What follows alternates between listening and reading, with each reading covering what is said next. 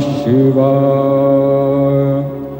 ओम नमः शिवाय। ओम नमः शिवाय। ओम नमः शिवाय।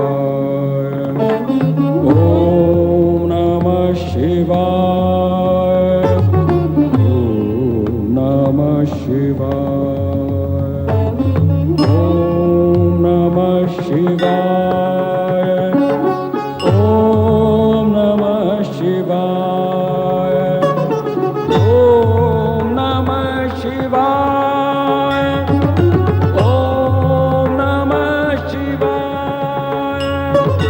ओम नमः शिवाय।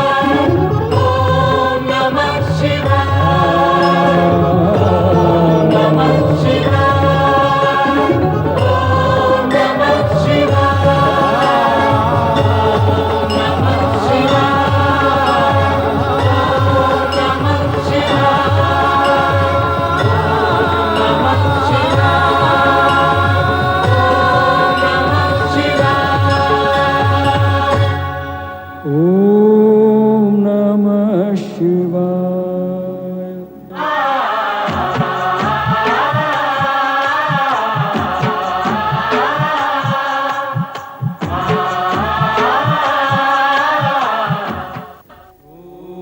मैं ओंकार हूं,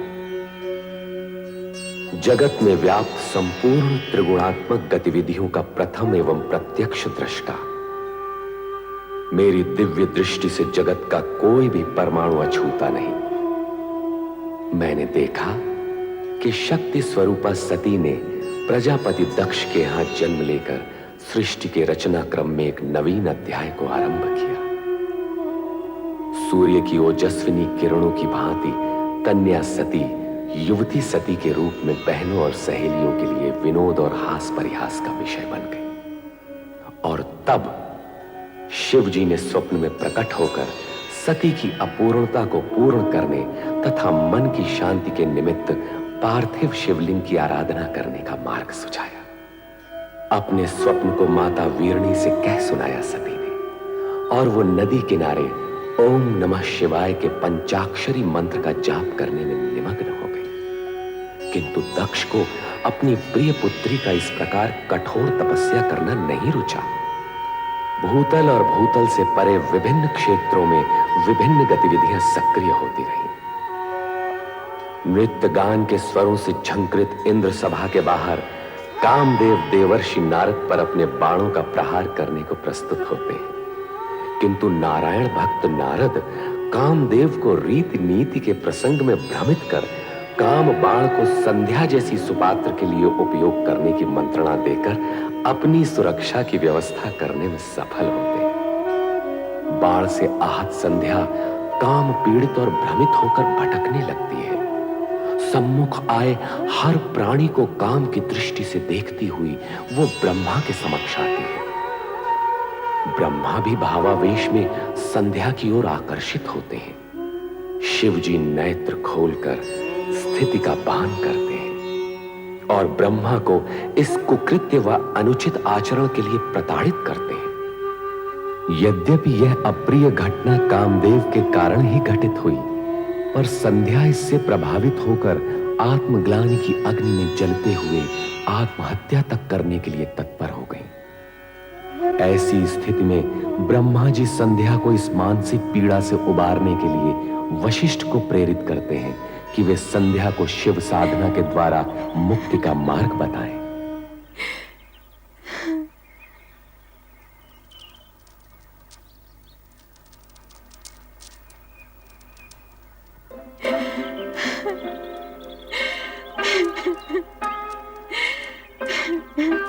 देवी संध्या,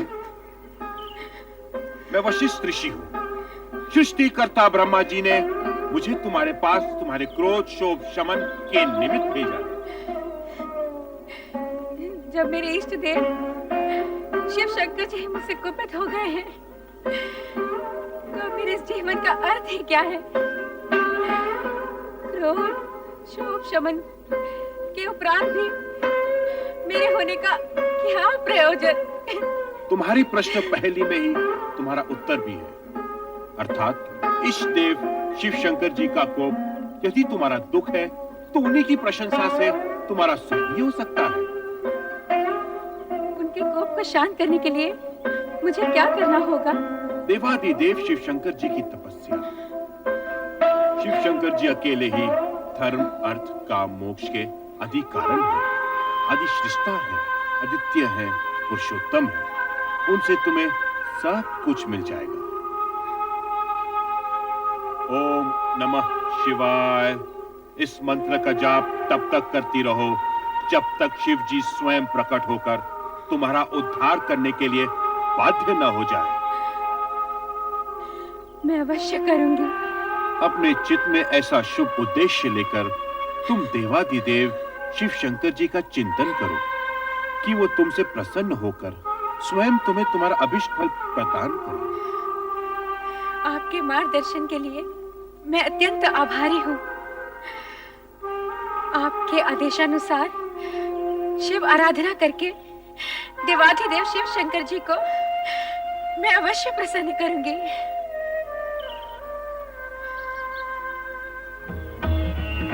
ओम नमः शिवाय।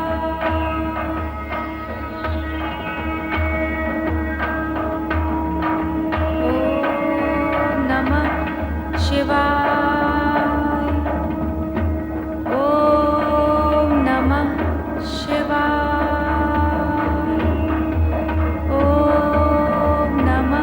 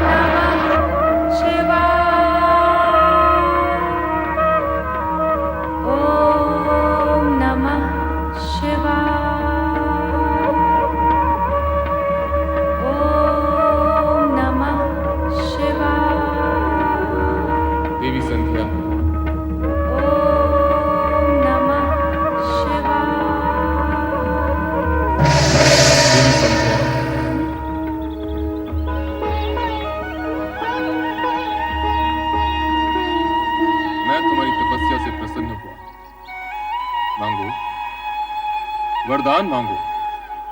महेश्वर, यदि आप मुझे प्रसन्नता पूर्वक वर देने के इच्छुक हैं और मैं उसे पाने के योग्य हूं, तो मुझे 2 वर दीजिए। पहला वर ये कि संसार में कोई भी प्राणी जन्म लेते ही काम से युक्त न हो। यौवनावस्था को प्राप्त होने के उपरांत ही उसमें कामेच्छा जागृत हो। तुम्हारा पहला वर मैंने तुम्हें दे दिया देवी। अब अपनी दूसरी इच्छा प्रकट करो। मेरी दूसरी इच्छा यही है प्रभु कि यही मेरी अंतिम इच्छा हो। तात्पर्य? आप मुझे इस दूषित देह से मुक्ति दीजिए प्रभु। उसके उपरांत आप मुझे एक नया जन्म दें, जिसमें एक ऐसे महामात्र से मेरा विवाह हो जिसके संदर्भ से मेरा नाम भी एक ऋतु के रूप में जाना जाए। तथास्तु। किंतु अब मेरे लिए क्या आज्ञा है भगवान? इस पर्वत के नीचे चंद्रभागा नदी के तट पर स्थित तपस आश्रम में मेघा ऋषि 12 वर्षों तक चलने वाले महायज्ञ का अनुष्ठान कर रहे हैं। तुम वहां निडर होकर जाओ, तुम्हें कोई नहीं देख सकेगा। तदुपरांत तुम्हारे मन में जिस पुरुष को पति रूप में पाने की इच्छा है, उसे हृदय में धारण किए अपने शरीर को यज्ञ की आहुति बनाकर अग्नि में होम देना। फिर वही अग्नि तुम्हारी जननी भी होगी, अर्थात तुम्हें एक नया जन्म मिलेगा।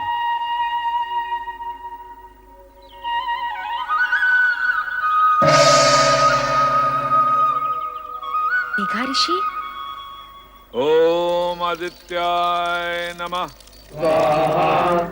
ओम आदित्याय नमः। ओम आदित्याय नमः।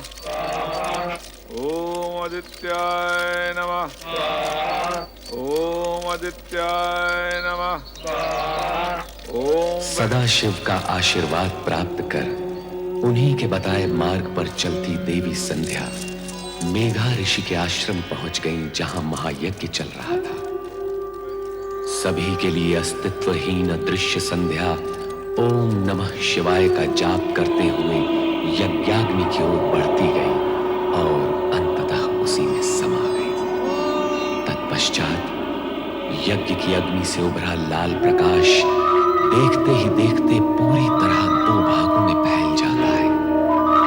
इस प्रकार संध्या का अस्तित्व 2 भागों में बट गया, प्रातः संध्या और सायं संध्या। प्रातः संध्या देवताओं की आराधना के लिए और सायं संध्या पितरों के आह्वान के लिए। 2 क्षितिजों में फैली संध्या के दृश्य पर ओम नमः शिवाय के स्वर गूंजते हैं।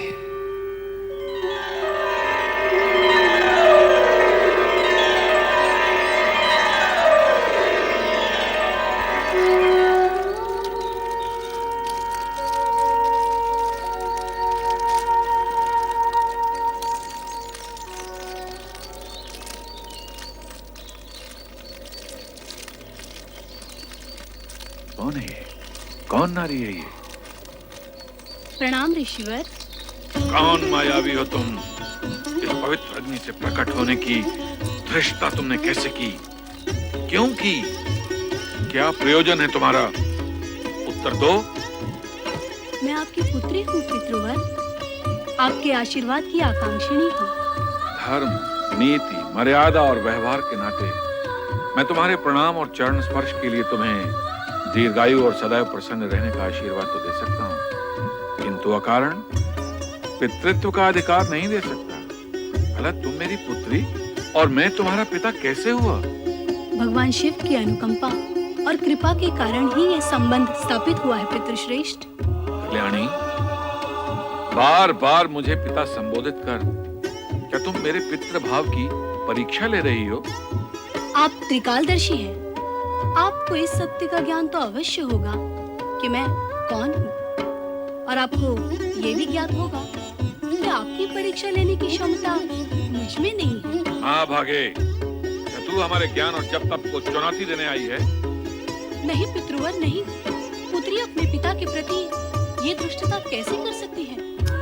फिर वही प्रलाप, पुत्री पुत्री पुत्री। कब, कहां और कैसे प्रमाणित हुआ कि तुम मेरी पुत्री हो? दुर्भाग्य है मेरा कि अपने पिता के सम्मुख उनकी पुत्री होना मुझे प्रमाणित करना पड़ रहा है। यदि आपकी आज्ञा हो तो मैं कुछ निवेदन करूं? करो, किंतु मुझे पिता और स्वयं को पुत्री ना कहते हो। यदि मैं आपके तन से उत्पन्न होती तो तनुजा कहलाती, यदि मन से उत्पन्न होती तो मानसी कहलाती, किंतु मैं आपके उस पुण्य से उत्पन्न हुई हूँ जो शिव की आराधना के प्रतिफल में आपका अधिकार है पितृवर। मैं पुण्यजा हूँ पितृवर। शिव आराधना के पुण्य से प्रतिफल में प्राप्त पुत्री को इतना कुछ ज्ञान है, और फल की प्राप्ति करने वाले पिता को इस विषय में कुछ भी ज्ञान नहीं। यह आश्चर्यजनक है, अद्भुत है। यदि ये सत्य होता तो स्वयं शिव भगवान इसकी पुष्टि करते, स्वयं निर्णायक होते, किंतु ऐसा नहीं। अब ऐसा ही होगा। हे देवों के देव, मुझे उबारो, मेरी रक्षा करो। ऋषिवर की पुत्री बनाकर जो सम्मान आपने मुझे दिया, ऋषि के सम्मुख उसे स्वीकृति से प्रामाणिक करो। दया करो भोलेनाथ, कृपा करो। हे देवों के देव महादेव, मुझ पर दया करो, कृपा करो मुझ पर। मेरी सुनो, मुझ पर कृपा करो देव। हे महेश्वर, मुझे दर्शन दो। देवों के देव महादेव, मुझ पर कृपा करो। हे भोलेनाथ, मुझ पर कृपा करो। हे महेश्वर, मुझे दर्शन दो। हे भोलेनाथ, मुझ पर कृपा करो, मुझे दर्शन दो। मेरी सुनो, हे भोलेनाथ, मुझे दर्शन दो, मुझ पर कृपा करो। हे देव, मुझे दर्शन दो। भोलेनाथ, मुझे दर्शन दो। हे देवों के देव महेश्वर, मुझे दर्शन दो, मुझे दर्शन दो देव।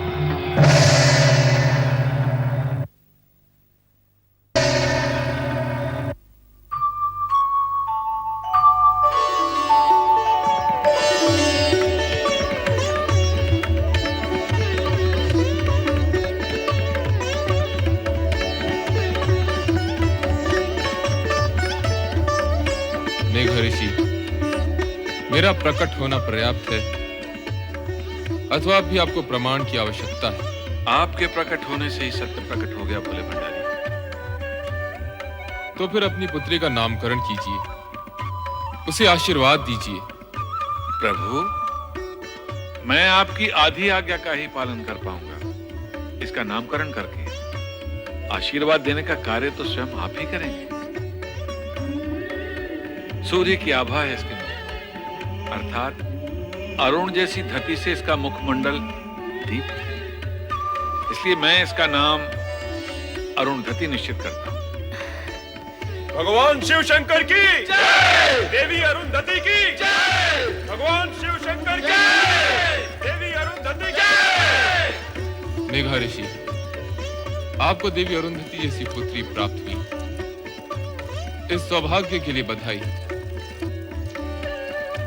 अब इसका विवाह सप्त ऋषियों में विशिष्ट ऋषि वशिष्ठ के साथ कर इसके नाम को अमरता प्रदान करें। जो भगवान शिव शंकर की जय, भगवान शिव शंकर की जय, भगवान शिव शंकर की जय। देवादिदेव भगवान शिव का वरदान पाकर अरुंधति का भविष्य प्रशस्त हुआ और उनके वरदान स्वरूप ही सप्त ऋषियों में विशिष्ट ऋषि वशिष्ठ के साथ उनका विवाह निश्चित हुआ।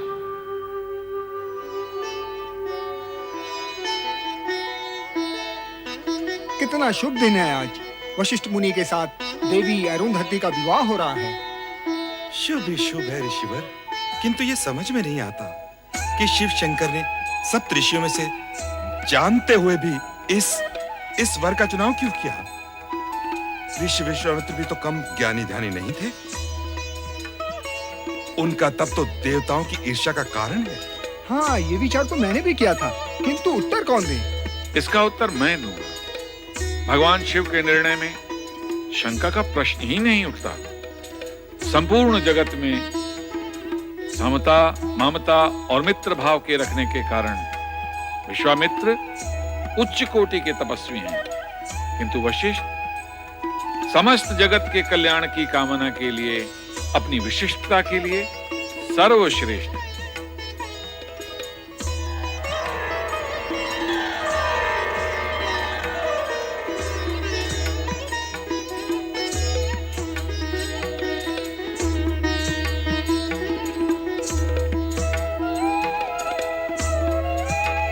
हे प्रभु, इस शुभ घड़ी में आपके आगमन की हम व्यग्रता से प्रतीक्षा कर रहे थे। ऋषिवर, पुत्री अरुंधति को मंडप में लाइए।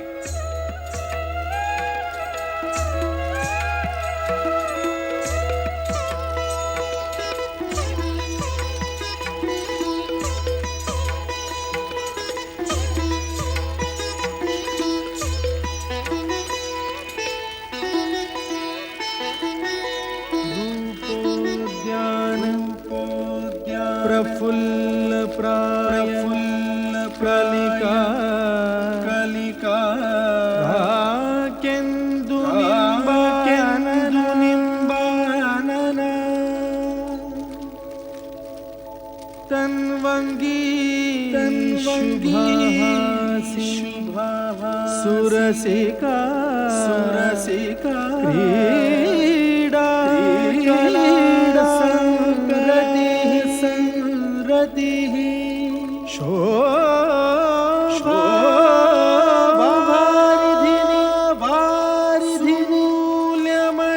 मूल्यमणि लावण्यलीलामणि शंछायाभाषिणि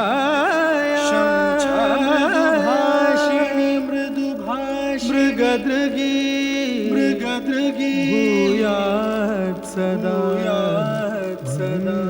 गलम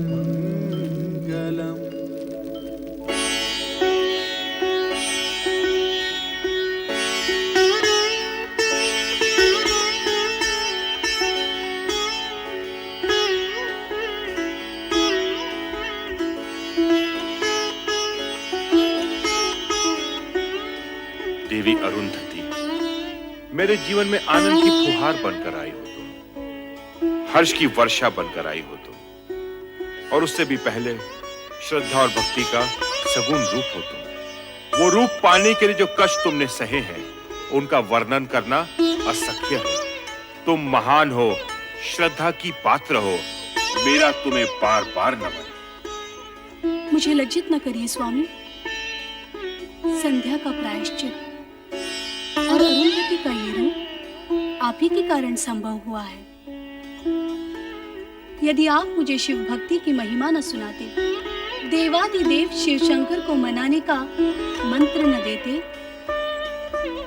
तो आज हम दोनों का इस रूप में मिलन न होता। स्वामी, इस प्रकार जो भी हुआ है, उसका संपूर्ण श्रेय आप ही को जाता है। इसका संपूर्ण श्रेय देवादिदेव शिव शंकर जी को जाता है, मुझे नहीं। जगत में जो कुछ हो चुका है, जो हो रहा है और जो होने वाला है, वो सब कुछ देवादिदेव की इच्छा के अनुसार ही होता है। सर्व कर्मों के कर्ता धर्ता श्री शिव ही हैं। संसार में सुख दुख का सामना करने का एक ही महामंत्र है, जो असंभव को संभव, अप्राप्य को प्राप्य कर दिखाता है, और वो महामंत्र है ओम नमः शिवाय। ओम नमः शिवाय। ओम नमः शिवाय। ओम नमः शिवाय। ओम नमः शिवाय। ओम नमः शिवाय। ओम नमः शिवाय। ओम नमः शिवाय। ओम नमः शिवाय। ओम नमः शिवाय। ओम नमः शिवाय। ओम नमः शिवाय। ओम नमः। स्वामी, ये क्या हो गया है आपको? जब से आपने संध्या पर पुष्प बाण का प्रयोग किया है, इसी तरह खोए खोए से दिखाई दे रहे हैं। केवल ओम नमः शिवाय मंत्र का ही जाप किए जा रहे हैं। स्वामी, यदि इस तरह आप ही विरक्त रहे तो मेरा क्या होगा? मैं भयभीत हो गया हूं प्रिय। भयभीत? किंतु किस कारण?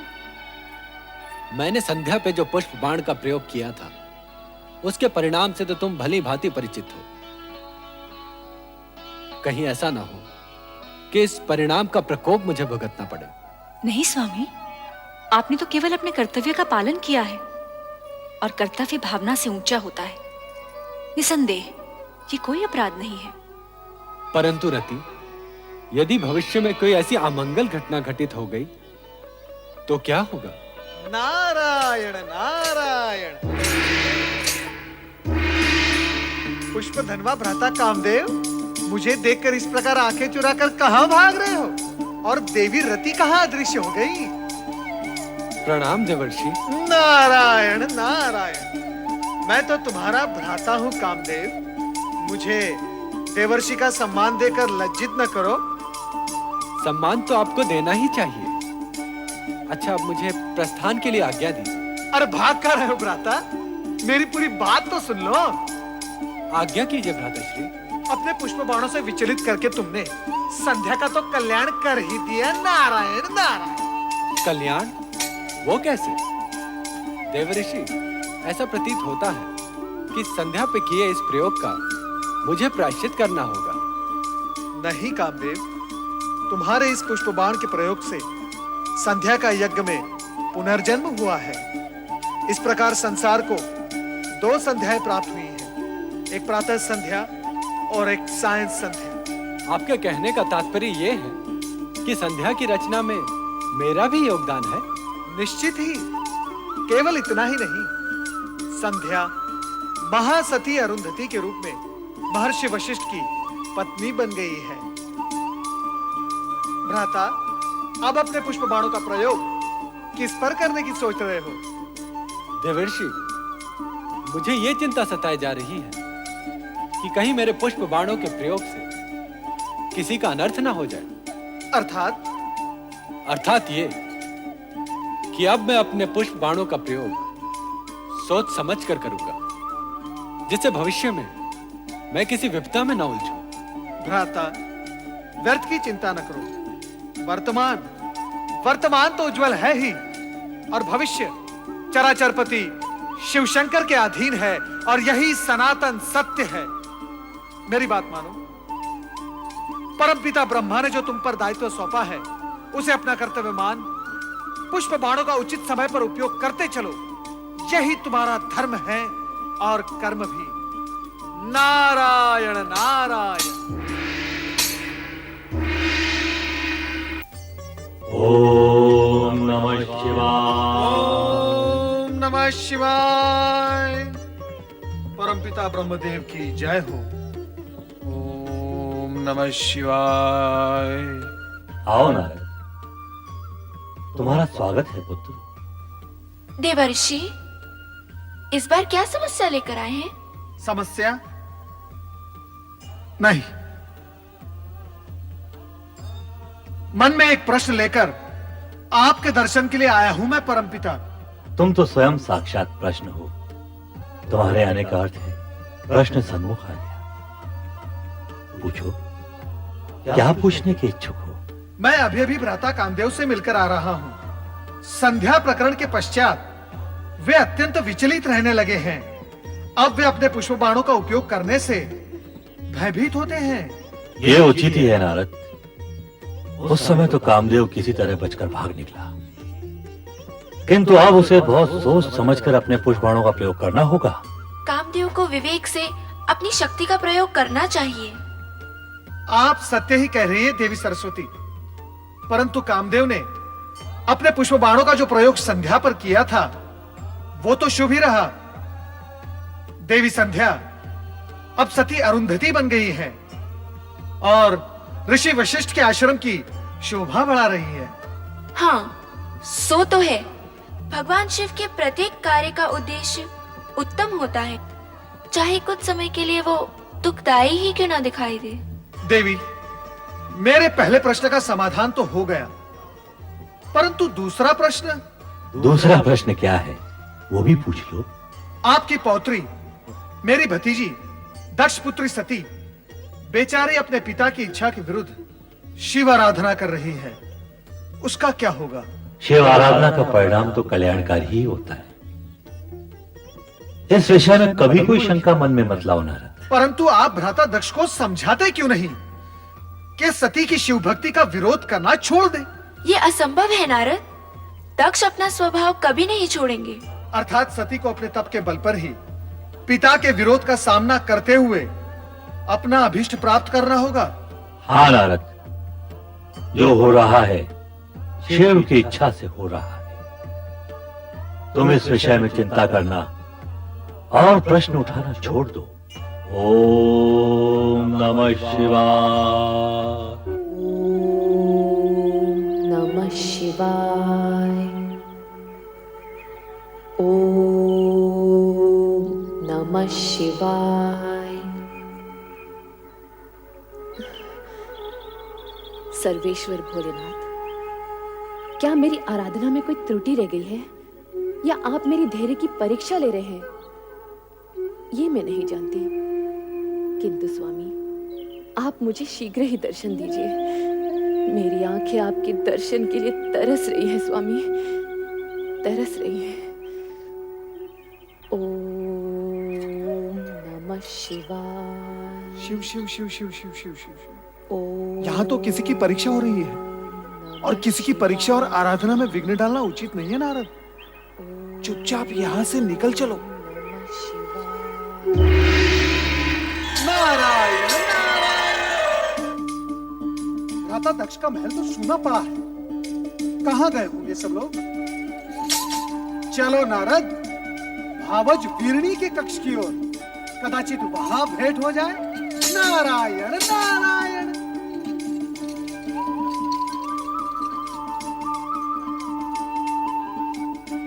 नारायण नारायण।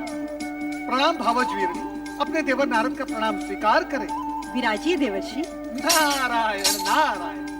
मैं आपके लिए केवल देवर हूँ, देवर्षि नहीं। और ये क्या भावज, आप चिंता में डूबी हुई हैं? मुझे किस बात की चिंता है देवर जी? बस सती के बारे में सोच रही थी। सती? पता नहीं उसकी तपस्या कब सफल होगी। नारायण नारायण। भावज, सती तो शक्ति का अवतार है। शिव जी को उनकी प्रार्थना स्वीकार करनी ही होगी। अब उनकी प्रार्थना स्वीकार होने में अधिक समय नहीं लगेगा। सच कह रहे हैं देवर जी। क्या आपको अपने देवर से असत्य की अपेक्षा है? मैं तो असत्य से भागता रहता हूँ और भक्ति और जन कल्याण के मार्ग पर चलता रहता हूँ। ये क्या भावज, आप फिर सोच में डूब गई? क्या करूं? आपके भ्राता और मेरे स्वामी का रूखा व्यवहार देखकर तो कभी कभी भय लगता है। उनके रूखे व्यवहार की आपने अच्छी कही। उनका तो जन्म ही परमपिता ब्रह्मा जी के पैर के अंगूठे से हुआ है। वो तो हर भली वस्तु को ठोकर मारने की सोचते रहते हैं। नारायण नारायण। और भगवान शिव जी का नाम लेते ही वो शिव शिव शिव शिव। भगवान भोलेनाथ उनको सद्बुद्धि दें, इतना ही मैं कह सकता हूँ। महाराज की जय हो। लो, जिनका नाम लिया वो पधार भी गए। अब मैं चलता हूँ। ठहरिए ना देवर जी, तनिक आप ही इन्हें समझाइए। शिव शिव शिव शिव शिव। क्या ये हठी जीव समझाने से समझने वाले हैं? नारायण नारायण। अरे नारद जी, आप? नारायण नारायण। भ्राता नारद कहिए ना भैया। आपके मुख से भ्राता शब्द सुनने के लिए ही तो मेरा आगमन यहाँ हुआ है। कहिए भ्राता नारद, कैसे हैं आप? तो चारों ओर भ्रमण करते रहते हैं। आपने हमारी शिव की धुन में खोई बेटी को भी कहीं देखा होगा। अब आप ही बताइए, क्या एक राजकुमारी को ये पागलपन शोभा देता है? आप उसे समझाते क्यों नहीं कि वो ये बचपना छोड़ दे? अब वो विवाह के योग्य हो गई है। नारायण नारायण। वो विवाह के लिए ही तो शिव आराधना कर रही है। क्या आप इतना भी नहीं समझते? उसकी आराधना सफल होगी। भगवान भोलेनाथ के साथ उसका विवाह होगा। इसमें आपको संदेह क्यों हो रहा है? नारायण नारायण। नहीं, मैं ऐसा नहीं होने दूंगा। मैं ये अनर्थ नहीं होने दूंगा। नारायण नारायण। भावज, आप क्यों व्याकुल हो रही हैं? होगा वही जो भगवान शिव शंकर को स्वीकार होगा। नारायण नारायण। मेरी सती का क्या होगा? क्या होगा मेरी सती का? मेरी सती का क्या होगा? मैं तुम्हें एक नहीं अनेक बार समझा चुका हूं कि सती को शिवाराधना साधना करने से रोको। उसे समझाओ महारानी कि वो अपने मन में शिव के प्रति इतनी निष्ठा भक्ति जगाकर अनर्थ ना करे। जो स्वयं अपने होने का अर्थ जानने के प्रयास में लगा हो, वो कोई अनर्थ कैसे कर सकता है? और रही बात सती को शिव की आराधना उपासना करने से रोकने की, तो स्वामी, आराधना, उपासना, निष्ठा, ये तो मन की भावनाएं होती हैं, और भावनाओं पर भला कोई कैसे अंकुश लगा सकता है? ये सब कहकर तुम हमारी अवज्ञा कर रही हो महारानी। मैं ऐसी धृष्टता कैसे कर सकती हूँ? धृष्टता? धृष्टता नहीं तो ये हमारी आज्ञा का पालन भी नहीं। महारानी, मां होने के नाते अपनी संतान का शुभ अशुभ सोचना तुम्हारा कर्तव्य है, तो पथ भ्रष्ट होने पर उसे उचित मार्ग दिखाना तुम्हारा धर्म भी है। आप संभवतः उचित कह रहे हैं स्वामी, परंतु हमारी सती ना तो कोई अशुभ कार्य कर रही है और ना ही वो पथ भ्रष्ट हुई है। वो वही कर रही है जो उसके ज्ञान के अनुसार उचित है। तुम्हारा तात्पर्य है कि सती इस योग्य हो गई है कि उसे ज्ञान अज्ञान का बोध होने लगा है? नहीं महारानी, नहीं। तुम्हारी ये सब बातें बुद्धिमता का परिचय नहीं दे रही। मैं आपके समान बुद्धिमान नहीं स्वामी, किंतु इतनी बुद्धिहीन भी नहीं कि तुम्हारी बुद्धिमता के दर्शन तो इसी सत्य में हो रहे महारानी कि अपनी अन्य युवा कन्याओं की अपेक्षा तुम्हें केवल सती की चिंता अधिक रहती है। तुम्हारी ममता, नेह, स्नेह सती के प्रति अधिक है। ये आपका भ्रम है स्वामी, सत्य नहीं। शरीर को अपने प्रत्येक अंग से एक सा मोह होता है, पुष्पमाला को अपने प्रत्येक पुष्प से एक सा स्नेह होता है, मुझे भी अपनी हर संतान से एक सा। शब्दों को उपमाओं द्वारा अलंकृत करने की योग्यता तो तुमने है, ये मैं जानता हूं महारानी, परंतु क्या तुम मुझे ये बताओगी कि सती के लिए शिव आराधना ही क्यों आवश्यक है? मैं कहता हूं कि शिव की अपेक्षा श्री हरि विष्णु जी की आराधना भी तो हो सकती है। हो सकती है, परंतु केवल श्री हरि विष्णु की आराधना करने वाला शिव जी का प्रिय भक्त नहीं हो सकता। उसी प्रकार शिव जी की आराधना करने वाला श्री हरि विष्णु का परम भक्त नहीं हो सकता। श्री हरि विष्णु और शिव जी दोनों ही एक दूसरे के पूरक हैं। इस हेतु श्री हरि विष्णु की उपासना करने वाले पर भोलेनाथ सदा प्रसन्न रहते हैं, और अजर अमर सदाशिव की उपासना करने वाला श्री हरि विष्णु की कृपा का पात्र होता है। महारानी, हमने तुमसे सती के मन में विवेक जगाने की बात कही थी, और उत्तर में तुमने ज्ञान भक्ति का पूरा अध्याय सुना डाला। परंतु एक सत्य ध्यान पूर्वक सुन लो महारानी कि हम सती की शिव भक्ति का विरोध करते हैं और करते रहेंगे। हम उसका गुणगान कभी नहीं सुन सकते।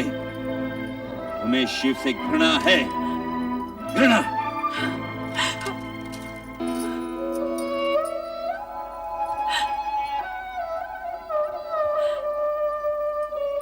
शिव से घृणा और स्नेह करना मनुष्य के वश में नहीं होता, वो भी केवल शिव की इच्छा पर ही निर्भर होता है। ओम नमः शिवाय, ओम नमः शिवाय, ओम नमः शिवाय। ओम नमः शिवाय।